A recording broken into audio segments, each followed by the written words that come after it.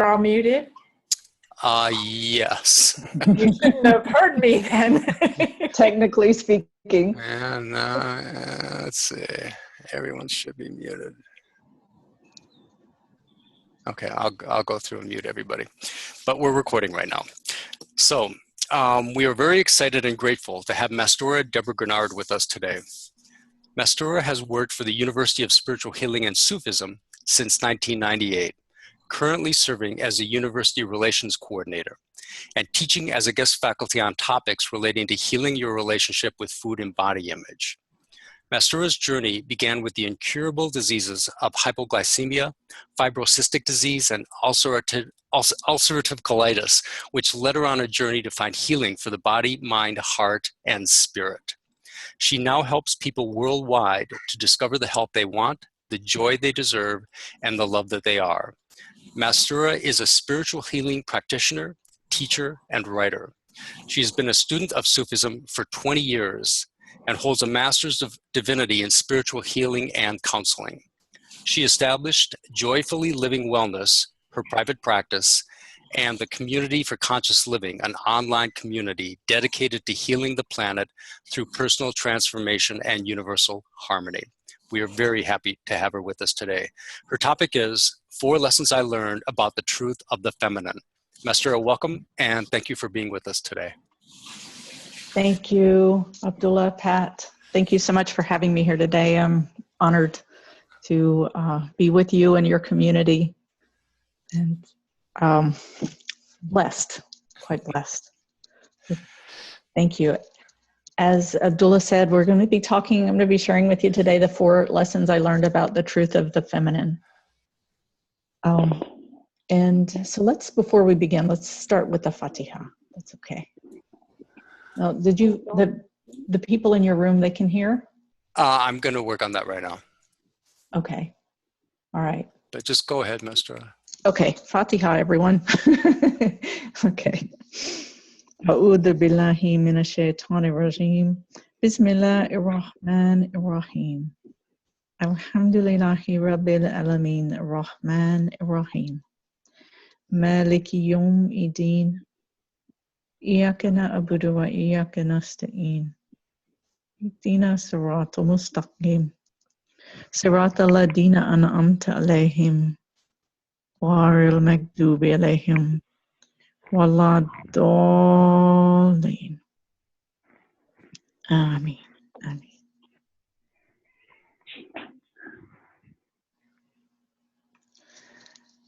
So I want to begin by saying that this is a teaching that is for both men and women. And so I hope that the title didn't deter men from joining us. This is an issue that the truth of the feminine and the truth of the masculine, really, it's an issue that I guess I could say plagues our society and our entire world, and is something that we can all learn from. Because when we discover the truth of the feminine, I think we also discover the truth of the masculine, because it takes both for everything to really fall into place. So let me start with a question, and let's see. While Abdullah Pat is away from his from his command central there, he's working on the sound for the other group. If you come on, can you mute yourself? If you're on a phone, I think it's *6 to mute yourself if you're on the phone. If you're not on the phone, if you're on the computer, just hover your mouse down to the bottom and you see a black bar pop up, and you can see a microphone icon to your left, and just click on that to mute yourself. Thank you. Okay, so as I said, this is an issue that really both men and women can benefit from. So let me start with a question for you. And that question is, what do you think of? What comes up for you? What visuals, what thoughts, what beliefs come up for you when you think about what a woman is? And if anybody wants to, maybe I should let me give you a minute to sit with that, and we'll wait for Pat to get back to Command Central. Or I can tell you from the screen, if you have a response to that you'd like to share if you're online, press, it's star, I'm sorry. If you're on the phone, it's *9 to raise your hand. And if you're on the computer, you can hover down at the bottom, click on the participants box. And then when you click on participants, on the bottom right of that box that pops up says it has a thing to raise your hand. So you can click on that to raise your hand. But the question is, what comes up for you when you think of what a woman is? What is a woman? Anybody want to respond to that? No brave souls?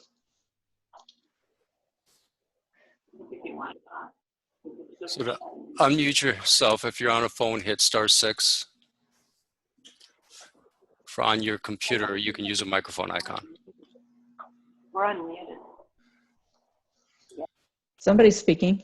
Did you have a response? No brave souls. Okay. Well, and I'll just jump in, and if you have something that comes up for you that you want to talk about, then feel free. I'm happy to be informal in this teaching. There's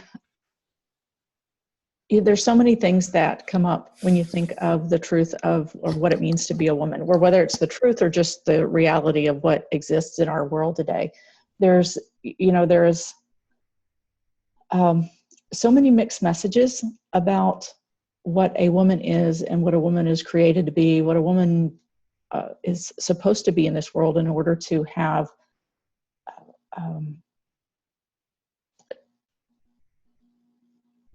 to be accepted in the world, and what it means to, you just look at the messages that our children are given. I was reading some statistics, as Layla was mentioning earlier before we started, in this class I'm doing food, weight, and feminine power. Been looking at a lot of statistics, and children, especially girls, but even boys too, but girls as young as 5 years old are already having concerns with their body image and with weight. They're already wanting to be on diets. They're already concerned, thinking they're too fat. That something like, that's what it was, 60% of girls between the age of 4 and 6 years old, or 5 years old, are already thinking they're too fat. And we've all seen those things about, all the models, as if it's not enough to be very tall and very thin and dress like a model and, walk like a model and all of these things that are almost anatomically impossible to achieve, that we're already fed. We're already, fed these images, and now they're taking these images and photoshopping them so that for the actual models themselves, they're not attainable, they're not realistic. And we're being bombarded with this information, with this imprinting 24/7. And, it's everywhere. I'll say 24/7. Maybe it's not bombarded 24/7, but everywhere you go, whether you're on the computer, whether you're on the television, whether you're on the billboards and things like that, we're bombarded with images about this is a woman. This is this is what beauty looks like. Right? The woman is supposed to be beautiful, and we're supposed to smell good. We're supposed to like flowers, and and all of this stuff. And and yet, if you know that women are as diverse and unique as the flowers, and everything else.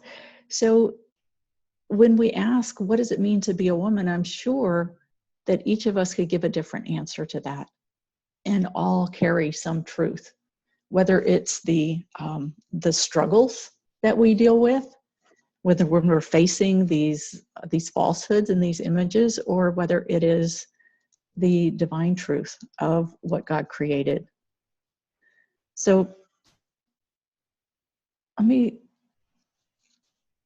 start by saying that this story that I'm going to share with you is a story that the university has recently, or is just about to publish a compilation book. It's a compilation of stories by the faculty and staff that are reflecting on our journeys with the Sufi path and what we've received on our journeys and our studies with the university and with CD. And in getting ready for my story, it was one of those things, I went to sleep at night thinking about, okay, what am I going to write about? And woke up the next morning and literally sat up, grabbed the notebook, grabbed the pen, and started writing, and wrote until my arm was hurting so bad. I wrote about 5,000 words, if you can believe it, and ended up, typing it up. And I was like, oh my gosh, there's this really good story there that just poured through. And honestly, I'd never thought of myself as having set out to learn the truth of the feminine. And that's what this story ended up being about. And it was one of those things, I didn't really realize. But the story ended up coming out with 4 basic lessons. And as this in pure Sufi story style, lesson number 1 was about a lesson for the ego self. Lesson number 2 was a lesson for the heart. Lesson number 3 was a lesson for the soul. And lesson number 4 was a lesson for the spirit. So it was very profound for me. And so I hope you'll find it helpful and useful for yourself. I'll just start by saying a little bit about where I had been as a human being. When I first got onto the Sufi path, some of you I may have known from back then, and you can attest that I'm a completely different person now, and I'm sure most of us are after having been on this path for a few years. But at the time when I first came onto this path, and during my time of growing up, even, from years before then, I was the most insecure person on the entire planet, and that's probably holds true. It's arguably so. I was terrified, afraid of everything. And I was like, as a kid, teenager in that age range, I would do just about anything to convince people to like me, try to gain attention, try to, just really dying to be accepted and dying to have friends. And what's come to light along the healing journey is kind of the story of how I got to be that way and what I've been able to heal in the process. I started out when I was an infant, shortly after birth. I had heart failure. And so I was hospitalized for a little while during that early period of my life. And even though, we think of, well, it's not something you're going to consciously remember. It's amazing what the healing sessions can bring up, because in the healing sessions I've actually been able to remember and recall some of that with the healing sessions and with the bodywork sessions, because, all of the memories really get stored in our tissues, and we remember things when we reactivate the memories and stimulate the places where the memories were held and allow them to be released. It's amazing what we can remember visually, cognitively remember about those early years. So I actually have been able to remember that time of being in the hospital and as an infant.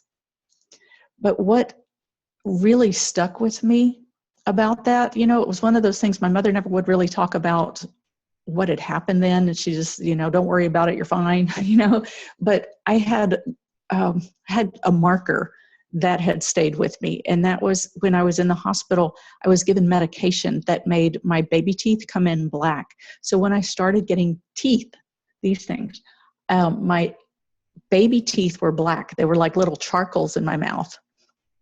And so I drew a lot of attention to myself as a child but not wanting to, not the kind of attention I wanted. And I had a childhood friend when I was growing up, and we used to go places together, and she would tell me, whatever you do, don't you dare open your mouth, right? And so, of course, inevitably we'd go places and I'd be like trying to keep my mouth closed, and then I'd laugh or smile or say hi to somebody. And then every kid from like a mile around would suddenly gather around my mouth going, ew, gross, what's wrong with you? What's wrong with your mouth? So it just kind of started, it did a lot of imprinting on me that I came to believe, and probably because it was true for at least the first 7 years of my life when all this imprinting is coming in, that I could walk into a room and freak everybody out and and really feel a lot of fear and shame and rejection just from showing up into a place where I didn't know people. And so that was part of the initial imprinting that brought about my insecurities. And then in earlier years, from 4 years old, and then later again at 9 years old, later again at 12 years old, I had sexual trauma introduced at those times. And, that brought on even more of the fear, the shame, the guilt, all of the questions that come up around that. And, and the hiding, even more hiding. And so that was another thing that compounded. And I grew up during the age of the, first the women's liberation and then the sexual revolution, and so you were really, I guess I was learning what it meant to be a woman by watching television. And, definitely grew up in front of the television, watching Gilligan's Island every day after school, and so who were the women on that, right? The Ginger and Marianne and Mrs. Howe. So, you had this contrast of these women, these archetypes, I guess. And so it sent a lot of messages about who it is that we're supposed to be, what we're supposed to be, and then here comes the sexual revolution with the, do you remember the commercials from Southwest Airlines with, hi, I'm Debbie, come fly me, with the sex goddesses of the sky. And then there were, all of these, what was it? That was Sonny and Cher show. And, and Cher was daring it every week on that show. And of course we watched that, so it was just all kinds of messages really coming into play during that time that I had so much questioning going on about what this sexuality thing was, what the feminine was, what the, how to have friends and get attention and how to be accepted and liked, and, what it was, how I was supposed to show up in the world and not be totally rejected and freak people out. And so it was actually a recipe for disaster, because I became kind of a very out there queen of sex, drugs, and rock and roll of the age that I grew up in, right? And after that, especially after that experience of the 12-year-old, it's like at that time I was resisting the sexual advances, and yet after that time, I was like, what? This feminine thing is actually pretty darn powerful. And if I know how to use this can be my ticket, right? And so, and I say this because, not with pride, but because so many women actually follow that train, follow that route of, recognizing the sexuality and the sensuality of the feminine, and feeling that calling of, hey, we're supposed to be these sexual, sexy, sensual beings, and and all of the mixed messages that go along with that. And so we respond to that, or at least I certainly did, and I know a lot of girls do, especially young girls. We respond to that. It's like, okay, we're going to get out there with it, and this is how we're going to be in the world, because this is what we think we're supposed to be and who we think we're supposed to be. And then we move out and we start drawing attention to ourselves that goes a little beyond what we actually wanted. And that's where those unwanted sexual advances come in. And that's where, we end up, how many cases have we seen just listed in the last year where we had several rape cases, those assault cases where women were being, like getting drunk and out of control and being assaulted. And then what do we hear? Well, it was her fault because she stepped out in this way. She crossed that line. She was, too sexy or too sensual, and in this Sufi path, we're taught that, okay, well, we need to cover and we need to, care for ourselves and respect ourselves and protect ourselves. And there is truth in that. There's so much truth in that. But then so often we want to rebel from that because it feels oppressive. So this story, inshallah, can help to kind of bring some balance to that space between the sense of oppression and that, that need to cover and hide because of the shame of the sensuality and sexuality, and understanding the truth of the feminine and how important it is to protect it. So I mentioned that I had, become queen of the sex, drugs, and rock and roll era, and had kind of lived a quite the party lifestyle for many years. And then one year, or one time, I was in I think around age 30, where I had a miraculous spiritual awakening. And in that, from this fly, I've been attracting that attention I've been looking for, aren't I?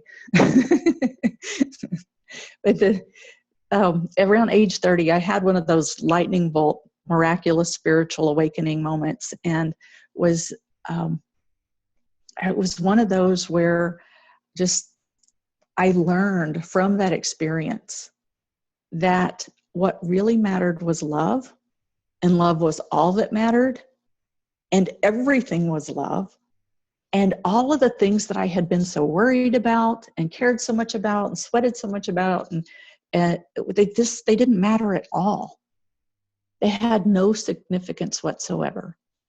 And in coming away from this transformation, from this experience, I recognized that all of these patterns that I had been living in, and these things that I had believed that I needed to do and to be, they had no relevance anymore.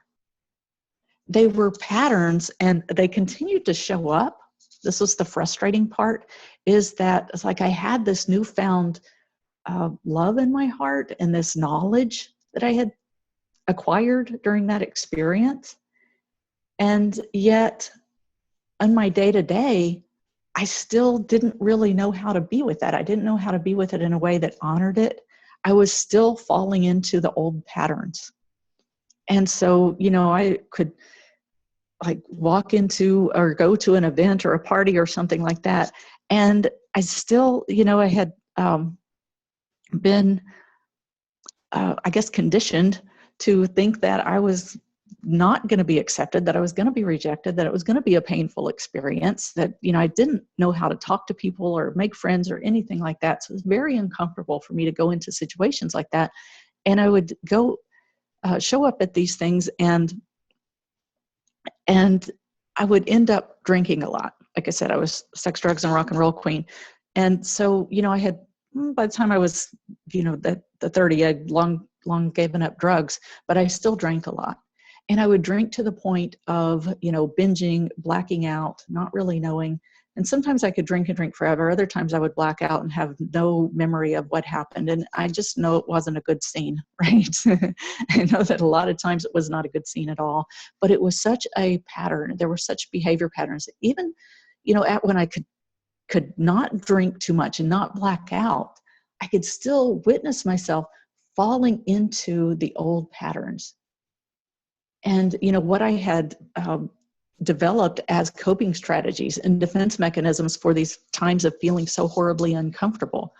And so I knew that I had to find some different ways of being, that what I really wanted was to honor the truth of what I had received in that spiritual awakening, the love that I knew. And I wanted to honor that truth of what had been given to my heart. So I started praying, and kind of skipping part of the story here, but I started praying for a teacher who would come and take me by the hand and who could really help me and guide me. And you guys know what happened then, right? Another lightning bolt hit. And guess who showed up? It was Sidi. And it was a few years before I met him in body, but he showed up instantly in that moment and started teaching me about healing and about, what it meant to just be present with what was going on in my body and in my heart. And to started teaching me about how memories and things were held in the body, and how I could release those memories from the body, and it could just lift out grids from the tissues that were like like a knot in the shoulder, or a pain, or some feeling of being twisted in the gut. And I could release these things and have them be relieved from the body, and bring about physical change in the body that would also result in behavioral changes, no longer getting caught by those defense mechanisms and coping strategies. So it was a beautiful experience in beginning to really learn about healing. And, the first step of all of this was learning to be comfortable in my skin, and learning to understand how the body speaks, how the heart speaks, how the mind speaks, and how to listen to those things, and how to respond in a way that took into account the messages of the body and what the heart truly needed or truly aligned with in that moment. So let me just say a little bit more about this, because this, I think, is something that's really valuable, that, in a sense we learn in the Sufi teachings, but I don't think we learn it directly. So your body has incredible messages for you. Our spirit beings, we learn all about how the spirit is breathed into the physical form to give this beautiful divine life force energy into your physical being, that is going to be then born into this material world to set off on this journey, right? So our spirits are integrated into these bodies, and when we are born and this umbilical cord is cut and we're separate, then we're separate, all right, physically separate. We think of ourselves as separate, right? We're never separate, we know that. But we begin to perceive ourselves as separate. And it's important that this is part of the journey, right? We're here, we agreed collectively to manifest with free will. We were offered free will, and we said yes to that free will. So in order to exercise our free will, it's said that God gave the human being three things in order to turn us away from just being in bliss in our oneness with Him, so that we would turn away from Him and toward the creation, so that this creation could be played out, right? And this is what God put into Adam. He put in the desire to eat and to eliminate, the desire to make love to the woman and to procreate, to make children, and the desire to be king, right? So those are the three things that God put into Adam to turn him away from the creation. So, as human beings, we have to go through this process of forgetting, so that we'll exercise our free will, so that we'll turn away from our oneness and our state of bliss and unconditional love, and start to play out the journey that we're here to go through, right? And so as we are moving through in these physical beings, we're witnessing this world through our human eyes and our human senses. We start to give more credibility to these perceptions than to the knowing of the heart. However, that place inside in the knowing of the heart remains intact, and it stays there. It knows what truth is. It knows what unconditional love is. It knows what safety is. It knows what connection is. And yet, as we're witnessing things through our human senses, as we see things that relate to this love and truth and safety that we know inside, then what happens? The heart expands and we feel good and we feel attracted to that thing. But as we feel things that do not resonate with the knowing that we have inside, the heart constricts and we feel an emotion, right? And it feels painful. And the body will often react to that, right? And yet we're taught that we're not supposed to feel emotions. We're not taught how to process emotions typically early on. So what happens is we feel that uncomfortable emotion and we shove those emotions down into the belly, and we take on imprinting from whatever situation has just happened that's, a potential danger, right? And there's wisdom in that because we're hardwired for survival, and this is how we're going to take on what we need to survive on this journey, right? So, okay, now we're taking in this information, these pictures, these voices, these patterns. We constrict the heart and that associated emotion, and the mind says, okay, I'm going to get us through this, and here's how we're going to do it. We're going to develop this defense mechanism and this coping strategy, and in these reasons and rationalization and the blame, and okay, here's what we're going to do. And if we see something again that triggers this imprinting that we've, it stimulates this instruction set in cell block number 57,326, then we're going to replay this pattern. We're going to, recall defense mechanism, recall coping strategy, recall this pattern, this belief pattern, these thoughts, these blames, all of these things.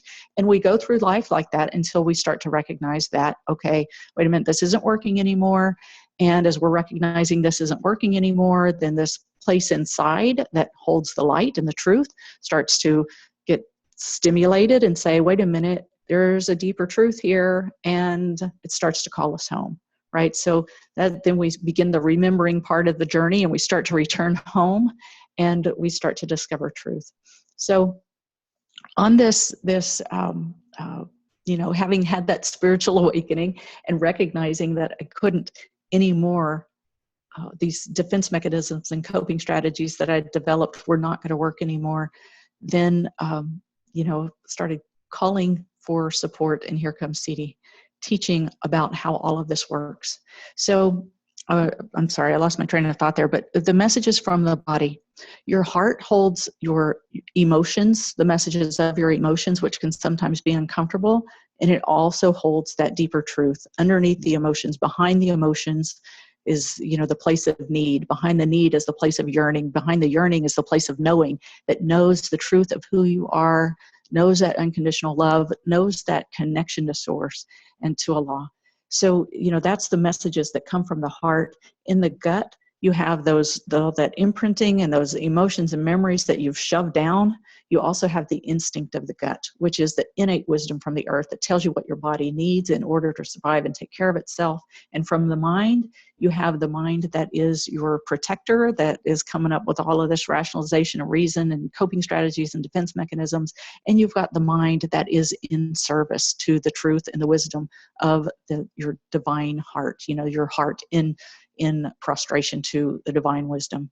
So, you've got messages from your body that are, of the divine expression, as well as the humanity stuff that we've piled on top of it. So it's important to recognize that as you're moving through this journey. It's important to the healing to help to discern what to follow and what not to follow as you're moving.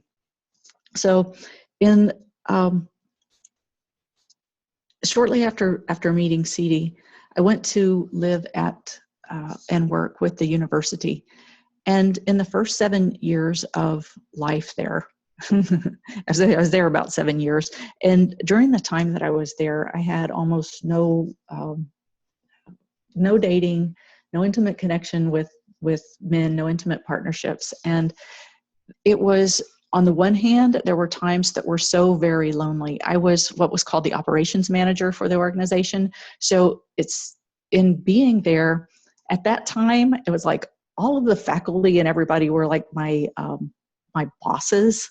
at that time. You know, it's like they kind of had their own little hierarchy, and then everybody else there pretty much that worked for the organization was somebody who worked for me. And it was odd because I was kind of in this middle position where it was hard to just have friends that weren't either, you know, having issues of working for me or me working for them. so it was hard to just be. And it was a time that was really lonely, very lonely. And yet it was the most exquisite time ever. And in that time of loneliness, I was able to really learn to turn to be with Allah, to be with the loneliness in my heart, to be with what was moving in my body, to be with all of those feelings that I had and the insecurities and the deep pain that I had and the fears that I had and the beliefs that people were disgusted by me and wouldn't want to be around me. And it was an incredible time of healing. There's that poem by the poet Hafiz that says, "Don't surrender your loneliness so quickly. Let it cut more deep.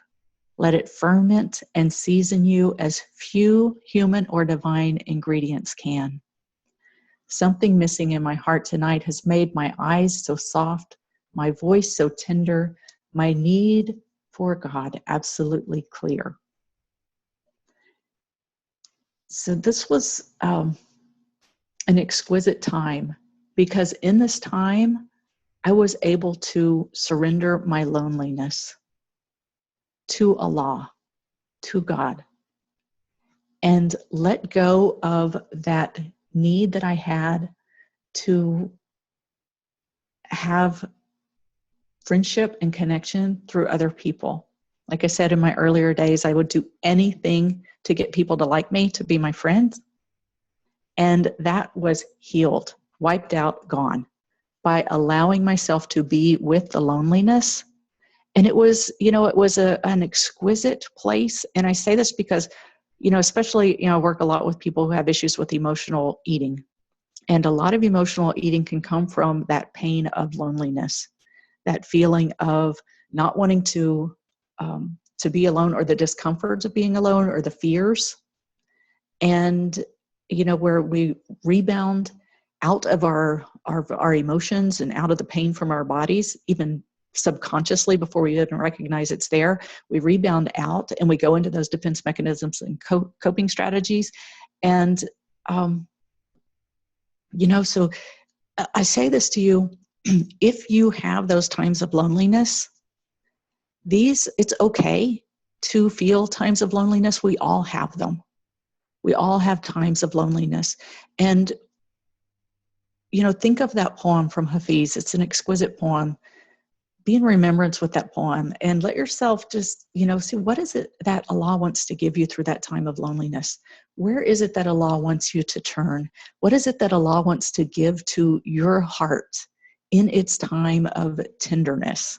Because this is a time where your heart can be extremely tender and can be just tenderized and ready to receive the exquisite beauty of that connection with Allah that you know deep inside your being that Allah wants to call you back to. So really, this was lesson number 1 in the 4 lessons I learned on the truth of the feminine, is that I didn't need to surrender my loneliness to anyone else. And that was through drugs or alcohol or relationship, all the dysfunctional relationships that I had been in prior to that time, that I could be with the truth of my own being in all of its exquisite nature, and didn't need anyone else to rescue me or to save me or to complete me.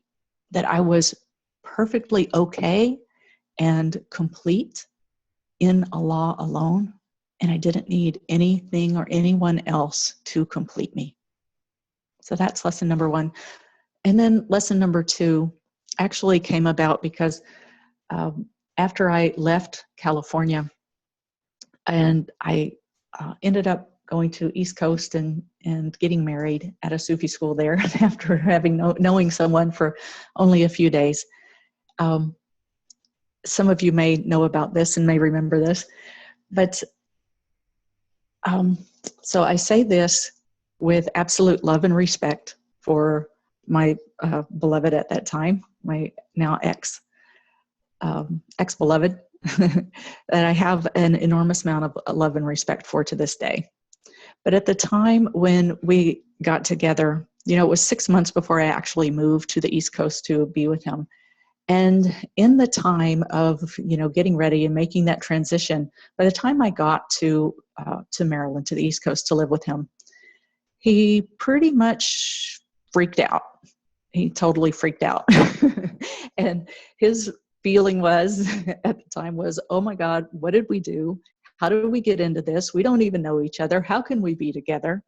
And you may have, some of the people on this call may have had an experience like this. I hope not, but you know, hey, it happens on this path sometimes. But you know, it was like, wait a minute, I'm not attracted to you. I don't love you. I don't want to be with you. What are you doing here? And I was like, uh-oh, you know, I just up and moved across the country. And it was like, well, what do I do now? And so, of course, it's like, oh, well, I'm going to be the holy Sufi wife, right? The holy Sufi woman. And I'm going to give him space and be the container for him and hold all of this space for him to go through all of his resistance and his issues and everything else. And just let him go through whatever he needs to go through. And I'm going to be the earth, right? Because this is what I was taught in the Sufi way, right? Okay, wrong. This was my perception of what I had been taught in the Sufi way. But so after living together for about 6 months, Sidi came around to the East Coast Sufi school again. And here we go to Sufi school, and we go to see Sidi.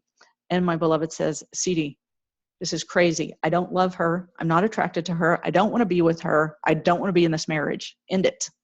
And Sidi looks at me and says, so, beloved, what do you have to say about this? And I said, oh, Sidi, like this. Oh, Sidi, this is fine.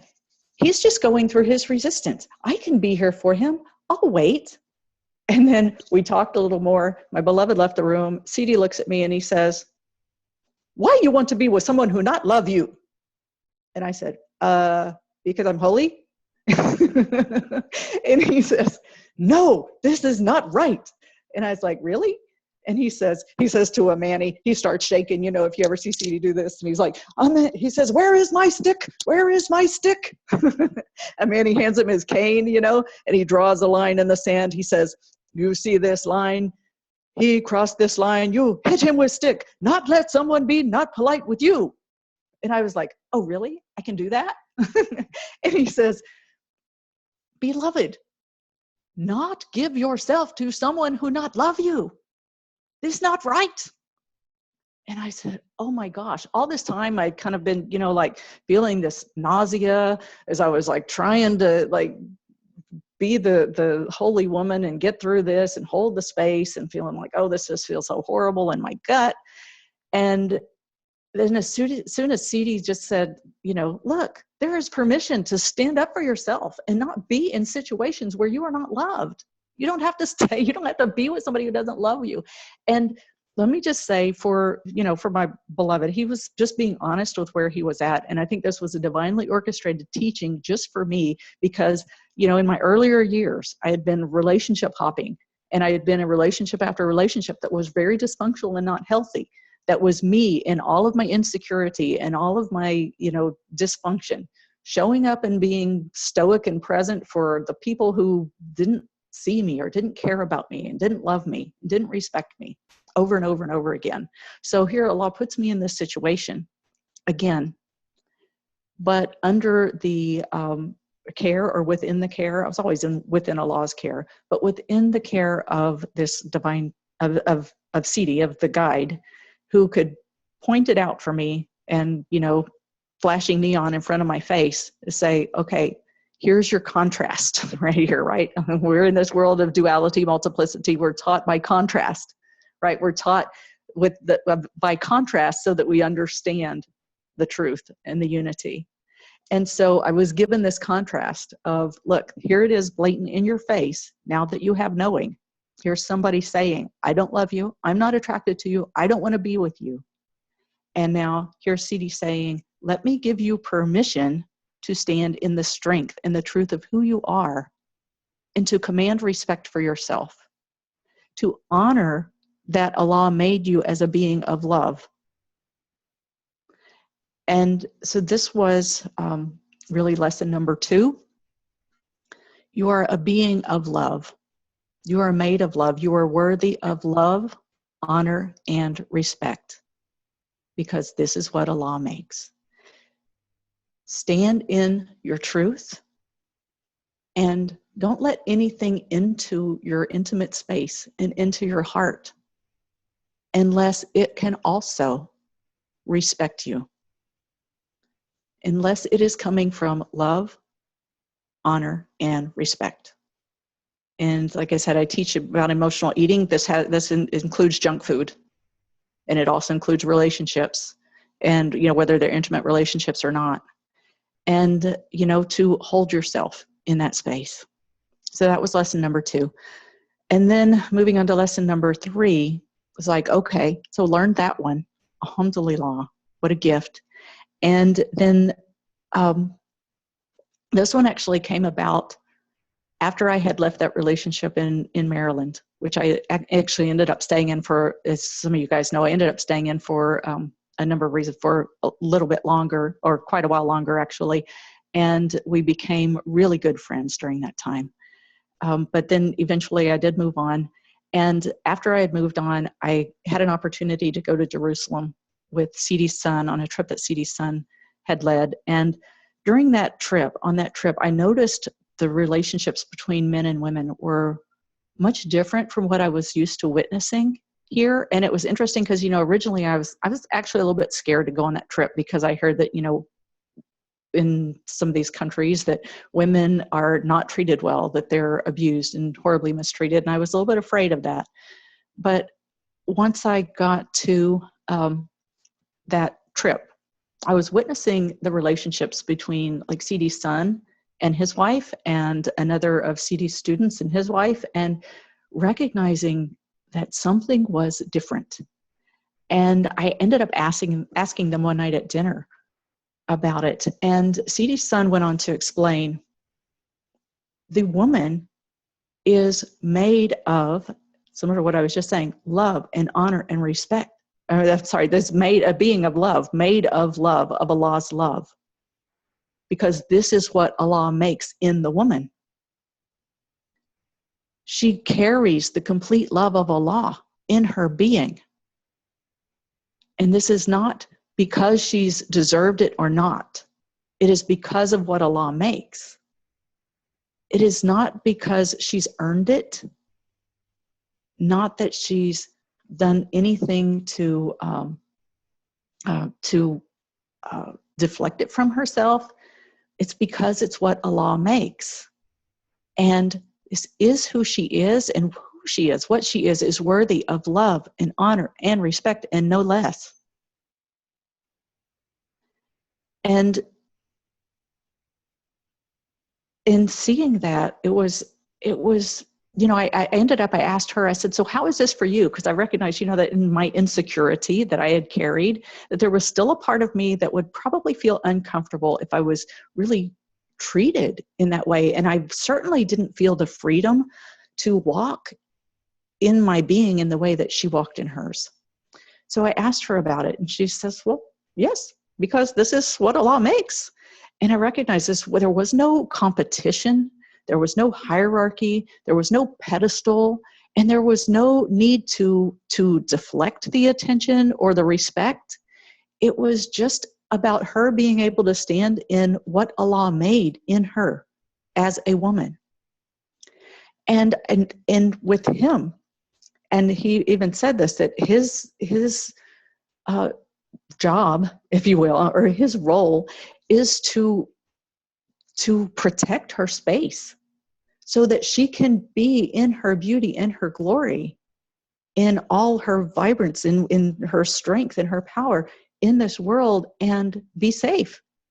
And, it's later, let's move to a couple of other things. Later, I learned that Native American proverb, and this is the exact thing of that Native American proverb, that the highest calling of the woman is to lead a man to his soul so as to be reunited with, or to be united with his source. The lowest calling of the woman is to seduce and to lead a man astray and leave him wandering. The highest calling of the man is to protect the woman and her space so that she is free to walk the earth unharmed. And the lowest calling of the man is to ambush and force his way into her life and harm her.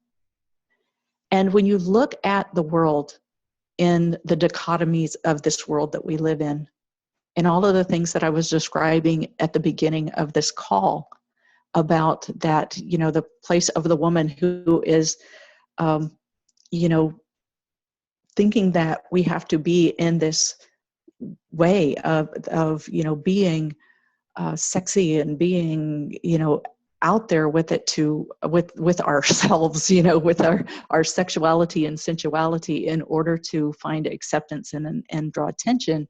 And then, you know, we cross that line and it draws that unwanted attention where there is that ambushing and forcing the way into the life. It's like you can see how those two really do play on each other.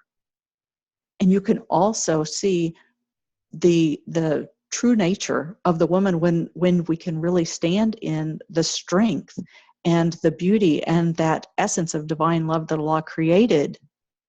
There is a commanding respect through that.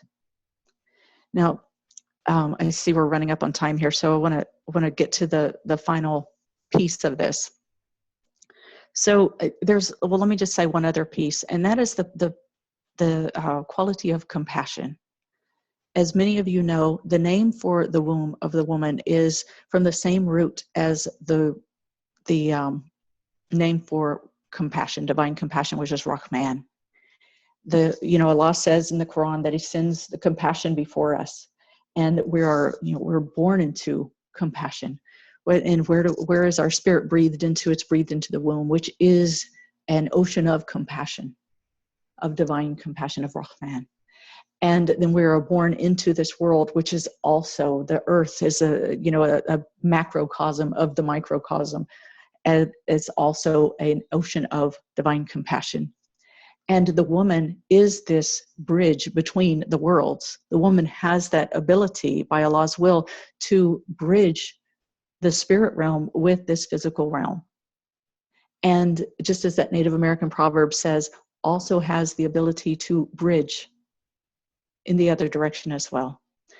And, you know, as in the highest calling of the woman is to lead a man to his soul so as to reunite him with source. That is through the sacred sexuality, so the sacred sex that under the protection of Allah, where a man and a woman through this union can be reunited with source. So the fourth part of this is the question then, you know, that came up as a part of this fourth one is, okay, as someone who can know inside the truth of what Allah created, how do we walk in this world in a way that's safe? Because so many of us as women have a hard time feeling safe in the human body, in a female body, because there's so many fears that can come up. And this is it's really just, you know, kind of goes back to that story of Adam and Eve, in that there is a, you know, there's a teaching that Sidi gave that I was asked to give a commentary on for Salah Kent's membership site, where Sidi was talking about the story of Adam and Eve. And in that story, I'm just going to cut to the chase because we're at time. Sidi said that Eve appeared, when Adam and Eve met in the garden, that Eve appeared as the tree of knowledge. And Eve was, he said, this is a metaphor, and Eve is, the female is, the woman is that tree of knowledge, the knowledge of good and evil, that is that complete knowing that. And he talked about with Adam and Eve, when Adam took, he said it was Adam that took from the fruit of the tree, which means he took from Eve sexually. And they were, both together on it. I don't believe it was an ambush, but they were together on it. And the angel said, Adam, what did you do? Allah said not to do that. And so they went to Allah in Tawbah and asked for forgiveness. And it was during that time that Allah gave them the teaching of the divine marriage and said, in the divine marriage, this gives the protection for the man and the woman to come together in the holy union, to be reunited with Allah in that way, in that holy, sacred way. And that this, in order to really be protected as we walk the earth in this way as women, I think I'm jumping around a little bit, but the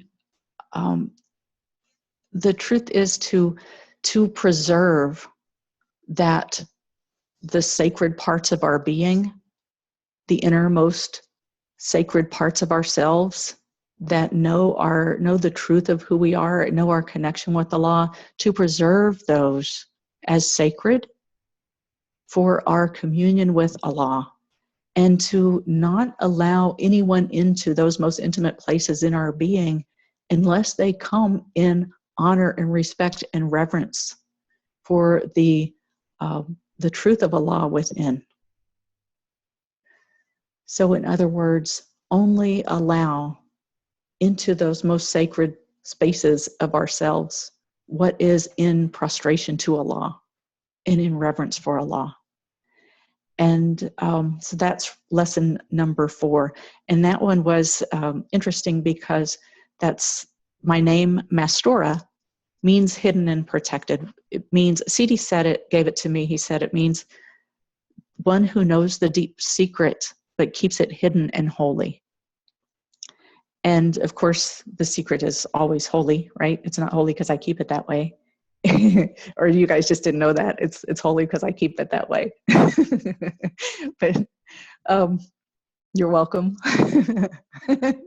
But anyway, this was my teaching.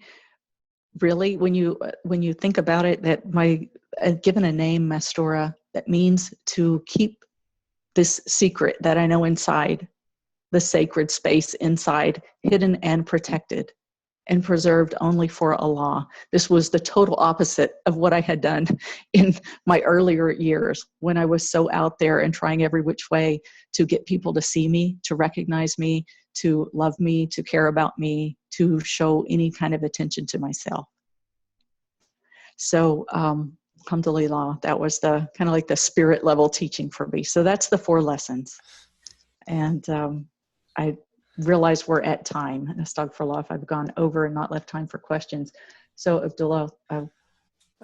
This has been wonderful, Mastura. It's been a beautiful teaching. We easily could have gone for another hour, and maybe we'll come back and reprise it at some point. So I want to thank you so much for just an extraordinary, beautiful teaching today. Thank you. Thank you so much, and thank you to all of you who are listening in and watching, and all of the people in the Zoom room over there. Can I say one thing about that book that's coming out?